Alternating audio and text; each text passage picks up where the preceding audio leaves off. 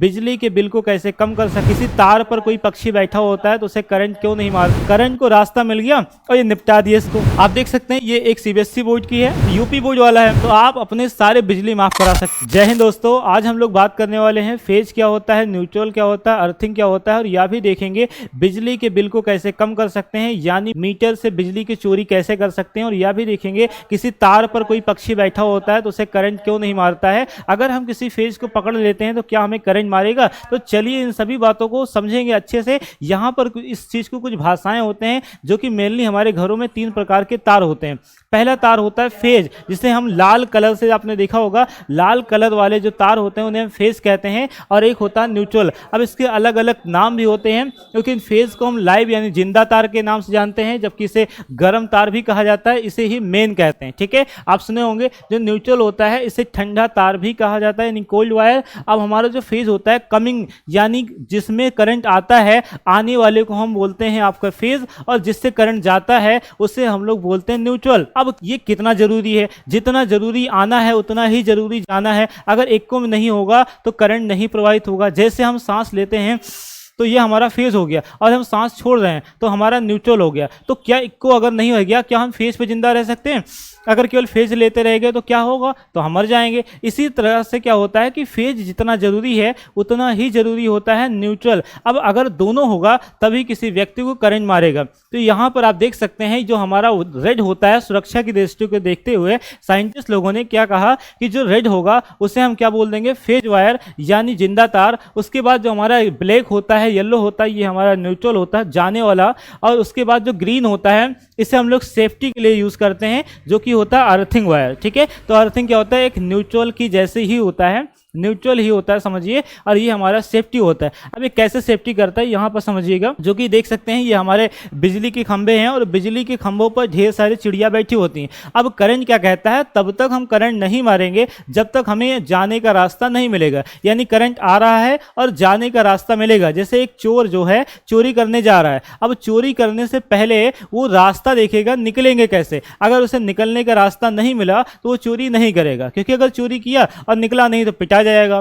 तो इसलिए क्या करता है, यहाँ पर आप देख सकते हैं कि ये चिड़िया आराम से फेज है, ये सभी क्या है भाई, फेज है। अब फेज पर चिड़िया बैठी है तो इनके अंदर जो पोटेंशियल है, जो वोल्टेज है वो बराबर है, तो इनको कोई करंट का अभाव नहीं होता है, ये आराम से मजे कर रहे हैं। लेकिन वहीं देख सकते हैं ये गिलहरी भी है, ये भी अपने फेज पर ही है। ये क्या है वायर भैया, फेज है। अब इस फेज पर गिलहरी मौज कर रही है, लेकिन जैसे सीबीएसई वाली जो आपकी गिलहरी है ना, ये क्या हुआ कि भैया फेज वायर पर बैठी थी, लेकिन फेज से इसने चकल्लस किया, आपस में चक्कर मकर किया, और ये क्या है, न्यूट्रल है। तो एक फेज वायर है और एक क्या है, न्यूट्रल है। अब जैसे ही फेज से न्यूट्रल पर पड़ी तैसे ये आने का रास्ता हो गया, अरे जाने का रास्ता हो गया, करंट को रास्ता मिल गया और ये निपटा दिया इसको। ठीक है, तो ये जो है ये निपट गई। तो इस तरह से हमारे देख सकते हैं ये जो बर्ड्स है, ये अगर इंसुलेटर पर यानी किसी एक वायर पर बैठी है तो इसे करंट नहीं होगा। वैसे आप देख सकते हैं कि अगर हम देख सकते हैं ऐसे वायर है, अब इस वायर पर एक चिड़िया बैठी है।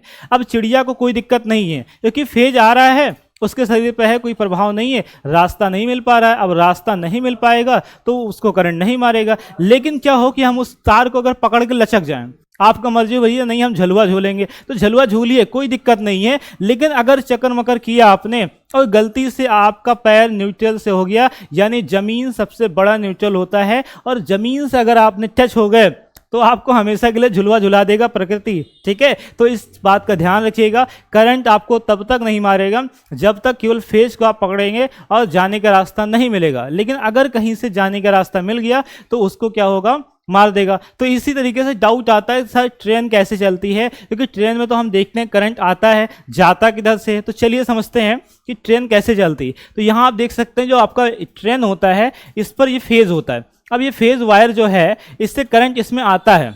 ठीक है, अब करंट आता है लेकिन जाएगा नहीं करंट, तो केवल आके क्या करेगा, क्योंकि आप देख चुके आएगा तो जाएगा नहीं। इसीलिए क्या होता है कि यहाँ पर जो लाइन बिछाई जाती है, इस लाइन के जगह जगह पर हम लोग क्या करते हैं, अर्थिंग लगा देते हैं, जमीन से टच करते हैं। अब यहाँ से करंट आता है, उसकी पटरी के नुमा से क्या होता है, अर्थिंग वायर से वो निकल जाता है, जिससे हमारी ट्रेन क्या होती है, आगे निकल जाती है। लेकिन अगर आप क्या सोचते हैं भैया, इसमें से किसी वायर को, सब फेज वायर होते हैं, इनमें से किसी को अगर पकड़ के लटक जा रहे हैं और पृथ्वी से टच नहीं है, आप किसी न्यूट्रल वायर से टच नहीं हो रहे हैं तो आपको करंट नहीं मारेगा, ठीक है, ये प्रैक्टिकली सिद्ध है। तो चलिए समझते हैं। आप देख सकते हैं ये एक सीबीएसई बोर्ड की है। अब ये क्या हुआ कि अच्छे से ग्लव्स वगैरह पहने हुई है और काम कर रही है, इसको अगर जमीन पे भी खड़ी नंगे पर भी है तो करंट वगैरह नहीं मारेगी। लेकिन वहीं पर अगर इसको देखो, यूपी बोर्ड वाला है। अब ये यूपी बोर्ड वाला क्या करता है, ग्लव्स वगैरह नहीं पहने, लेकिन ये भी काफी अच्छे चालाक होते हैं। ये लोग क्या करते हैं भैया, चप्पल के ऊपर पहन लेते हैं। अब चप्पल के ऊपर खड़े हैं तो इनको भी करंट नहीं मारता है, ठीक है। तो यूपी बोर्ड वाले को हल्के मत लीजिएगा, ठीक है। चलिए समझ गए होंगे आप सभी। यहां पर बात करते हैं कि अर्थिंग वायर क्या होता है। तो आपके घरों में प्लग होगा, आप प्रेस करते हैं तो प्रेस के वगैरह में करंट वगैरह होगा। तो यहां देखिए एक हमारा फेज होता है और एक हमारा न्यूट्रल होता है, ठीक है। और ये जो मोटा सा होता है नहीं, ये वाला, ये थोड़ा बड़ा सा होता है, मोटा सा होता है, इससे जुड़ा होता है आपका अर्थिंग वायर। अब ये अर्थिंग क्या होता है, सेफ्टी के लिए, जैसे कि बहुत सारे करंट हमारे अगर इंड्यूस हो रहे हैं, इधर उधर बिखर रहे हैं, जिससे हमें करंट मार सकता है। आप देख सकते हैं कि पंखा है, फ्रिज है, उसको टच किया आपने और करंट मार दे झटके में। अब करंट ना मारे इसलिए वहां से वायर से जो आपका इलेक्ट्रीशियन होता है वो घर से एक वायर निकाल देता है, इस प्रकार से अर्थिंग लगा देता है, जो कि एक लोहा होता है। इस प्रकार से उसमें हम तारकोल यानी कोयला और नमक को डाल करके मॉइस्चर बनाए रहते हैं। और ग्रीन वायर जो होता है ये आपका कैसा होता है, अर्थिंग के नाम से काम करता है, जिससे यह सेफ्टी होता है और ये हमारा एक सेफ्टी है, ठीक है। इसको बड़ा इसलिए बनाया जाता है ताकि ये प्लग में पहले जाए और उसके प्लग में जो भी खराबी, जो भी करंट है वो हमारी बॉडी में ना आए, क्योंकि हम जमीन से खड़े होते हैं और जमीन जैसे हमें टच करेगा, क्योंकि पृथ्वी हमारी जो है सबसे ज़्यादा चालक है, उसे कितना भी आवेश दिया जाए सब कुछ ले लेती है, ठीक है। तो उम्मीद करते हैं यहाँ तक समझ में आया होगा। आगे बात करते हैं किस तरीके से हम लोग अपने बिजली की बिल को माफ़ कर सकते हैं, यानी कम से कम कर सकते हैं। अगर आपके घर में गलती से भी ये वाला मीटर लगा है तो आप अपने सारे बिजली माफ़ करा सकते हैं। कैसे करा सकते हैं, यहाँ से देखिए, ये जो रेड वाला आया है, ये रेड वाला कैसा है भैया, फेज है, और येलो वाला हमारा कैसा है, न्यूट्रल है, यानी आया तो है। अब यहाँ से भी निकलने का रास्ता भी होगा, तो दो तार निकाल दिए हमने, एक फेज निकाल दिया और एक न्यूट्रल निकाल दिया। समझ में आ गया। अब क्या हुआ कि यहाँ के जो चालाकी है वो भैया जाने वाले रास्ते को तो लेकर गए, यहाँ पंखा लगा दिया, फ्रिज लगा दिया, और आने वाला जो न्यूट्रल था उसे निकाल करके घर में टेप लगा दिए। अब टेप लगा दिए तो हुआ क्या भैया, यहाँ जब टेप लगाते हैं तो आया था, अब करंटवा को अगर जाने का रास्ता नहीं मिलेगा तो क्या ये डिवाइस चलेगा, नहीं चलेगा। इसीलिए लोगों ने क्या कहा कि जब जाएगा नहीं तो मीटरवा मापेगा नहीं, तो यहाँ से इसे निकाल दिए और यहाँ से ले जा करके एक अर्थिंग लगा दी। ये क्या है, पृथ्वी से हमने कलेक्ट कर दिया। अब जब पृथ्वी से कलेक्ट कर दिया, इसको टेप मार दिया, तो मीटरवा ने कहा कि भैया लाइटिए नहीं खींचे हैं, और हमने सारे वस्तुओं को क्या कर लिया, चला लिया। इसी प्रकार से बिजली की चोरी होती है। अब इससे बचे, सरकार को बहुत दिक्कत हुई। इससे बचने के लिए क्या हुआ कि उसने लगा दिया भैया डिजिटल मीटर।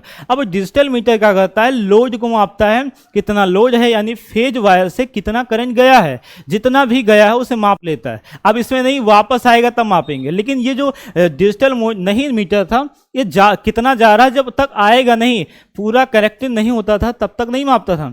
लेकिन अब जो डिजिटल मीटर है ये जाता है तभी माप लेता है। इसलिए इसको बचने के लिए अलग से एक हैवेल्स का आता है जो लोड को कम करता है, और वहां से हम अपने बिजली के बिल को कम कर सकते हैं। उम्मीद करते हैं समझ में आ गया होगा। अब यहाँ बात करते हैं, आपके घरों में बहुत सारे ऐसे डिवाइस होते हैं। अब इन डिवाइस में देखते हैं, करंट आपका दो प्रकार का होता है, एक होता है एसी और दूसरा होता है डीसी।